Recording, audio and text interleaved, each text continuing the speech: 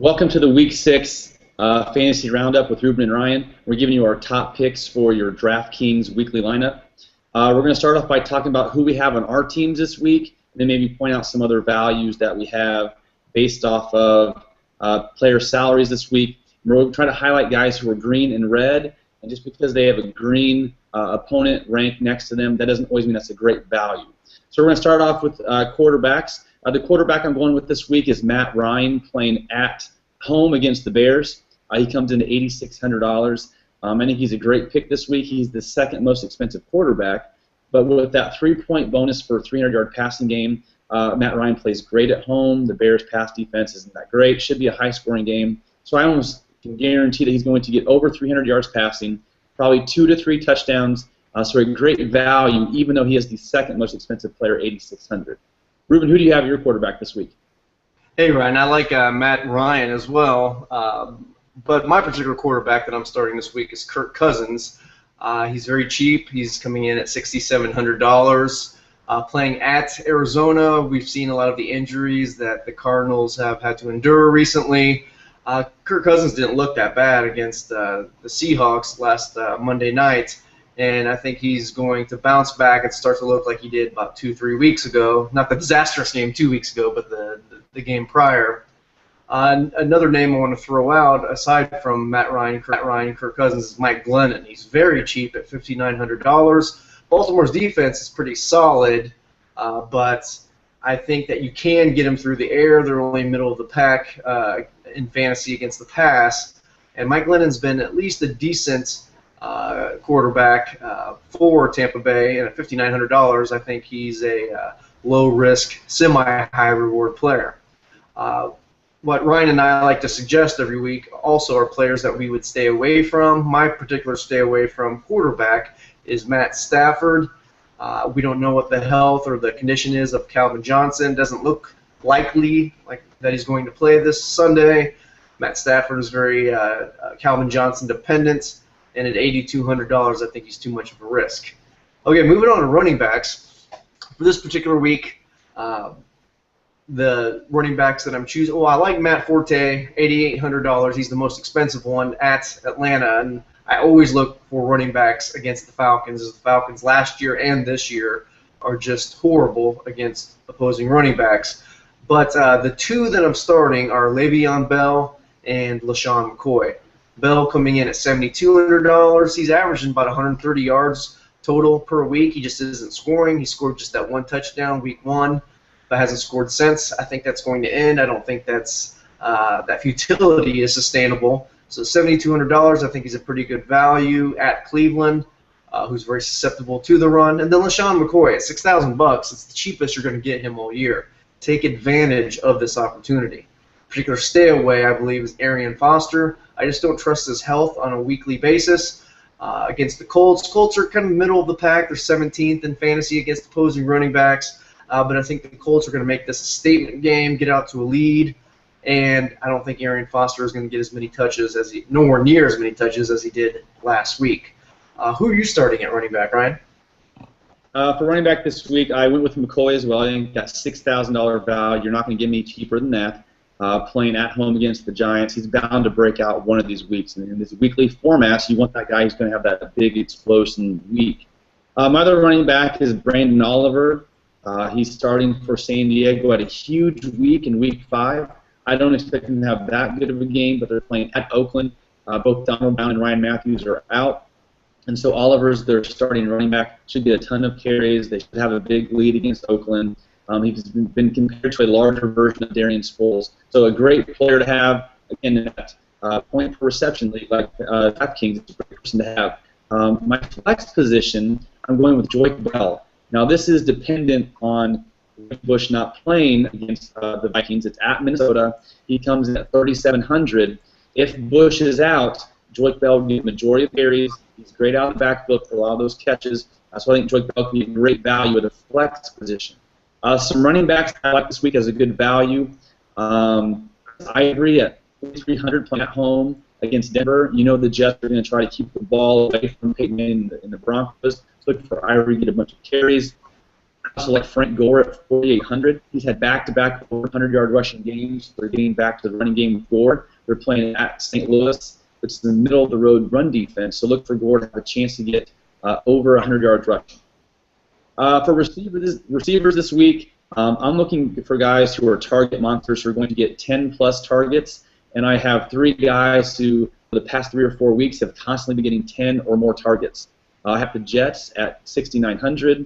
Ruben Randall playing at Philadelphia at 4,600, and then Vincent Jackson playing at Tampa Bay at 5,700. Like I said, all have been getting over 10 targets. Ruben Randall and Vincent Jackson are huge goal line options for their offenses.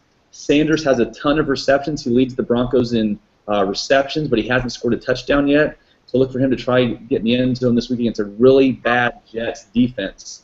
How about you, Ruben? Who are your receivers for this week? Okay, just real quickly, I find it kind of amusing that Emmanuel Skinamax Sanders is coming in at $6,900, so I guess it's meant to be. You should go with him. But yeah, the receivers that I'm starting are Demaryius Thomas. You know, he's the most expensive at $8,000, but the Jets' secondary is still awful. I don't see the Broncos being held under 30 points this game. I think Demaryius Thomas is a safe bet. If you're going to spend your money somewhere, I would go with Demaryius Thomas. Victor Cruz, $5,800. He's coming in at a very low price against the Eagles. Eagles defense, even though in fantasy they're good, I don't think in real life they're that good. And then Vincent Jackson, I already mentioned that I like Mike Glennon against Baltimore. He's been looking for Vincent Jackson quite often. Vincent Jackson, even though he's been off to kind of a slow start, take advantage of his lower value right now at $5,700. I think he's going to round into form. A couple of receivers I would stay away from include Antonio Brown. He's very expensive at $7,900, and understandably so. He's a stud. But even though historically he's been pretty decent against Joe Hayden, I just don't like the matchup, and at $7,900, I wouldn't trust really any receiver versus Joe Hayden. And then Des Bryant, you know, you look at the Seahawks, and they're actually one of the lower-ranked teams against the pass. They're still a great defense, and I would not trust Des Bryant on the road, you know, in Seattle at such a price of $6,000. Moving on to tight end here, Jordan Cameron is the tight end I'm going with. He hasn't really shown anything all year, but I think he's a high-quality tight end at $3,600. He's very, very inexpensive. I finally think he's going to break through. I think he's approaching 100% health. And for tight end, I'd stay away from. I don't really like Delaney Walker, depending on who his quarterback is. It's Charlie Whitehurst. Stay away, most definitely, because at $5,300, Delaney Walker is way too expensive to take a chance with Charlie Whitehurst. What about tight ends? Who are you starting this week, Ryan? The tight end I'm going with this week is Rob Gronkowski. He's getting healthier. He's playing more snaps each week. And again, target monsters should be your goal at receiver and tight end. And he's been getting 10-plus targets. He had over 100 yards receiving last week. He scored in 3 straight games. So you have the angry Patriots. And they're trying to score as much as they can. So look for Gronkowski again. 10-plus targets, maybe catch 6 to 7 of those, close to 80 to 90 yards, and probably going to get another touchdown. He's a big target in the red zone. Some tight ends that I think are also good values. I think Owen Daniels at 4,300 is a good value, playing at Tampa Bay. Heath Miller playing at Cleveland at 3,900. Again, these guys are getting anywhere between 5 to 7 catches a game, or 5 to 7 targets a game, which is what you're looking for if you're trying to save some money at the tight end position. And I also think Jared Cook at 3,700, he's going against a good San Francisco defense, but with that new quarterback in St. Louis, he's a good safety valve. He's had 3 good games in a row with Davis at quarterback, so Cook at only 3,700 is a great value if you're trying to save money at tight end. My defense this week, I'm going with Denver. They're playing at the Jets, and they're only 3,100. You saw what the Jets did last week. They have no offense at all, whether it's Geno Smith or Michael Vick. The Broncos haven't put up huge points fantasy-wise, but I think this could be their big week where they should have a huge lead. You have a lot of turnovers that the Jets usually have each week. So look for the Broncos to have their breakout week in Week 6. How about you, Ruben?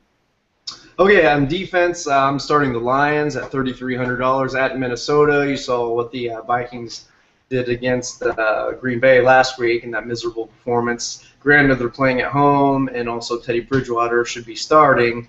But the Lions' defense has been solid all year, and even though they're a little bit better at home than they are on the road, I don't see them giving up a 30, 40-point performance like the Falcons did in Minnesota, and I don't think Minnesota's offense is quite isn't quite as good as that last performance when Teddy Bridgewater started. I would stay away from the 49ers at St. Louis. The Rams always play San Francisco very well. San Francisco is coming in at a relatively expensive price at $3,200, and it's on the road. Austin Davis, as Brian just mentioned, is showing some signs. They can score. And so, with the 49ers, I just think they're simply too expensive. And then, surprisingly here, the Titans. Now, Ryan and I, we like to point out some of the matchups in which you see the opponent's rank, and you see green, you think that's good. You see red, you think it's bad, and usually that's the case. But we're trying to point out some opposing defenses in which maybe green, there's a matchup against the green team in which we think that, well, maybe it's not the best matchup, and then we look for opponents listed in red and think, well, maybe there's an opportunity there, even though on the surface it doesn't look that great. So, for example, with the Titans, they're playing Jacksonville at home. Jacksonville's 0-5. We know Jacksonville gives up a lot of fantasy points to whichever team that they're facing. But I think Jacksonville's desperate.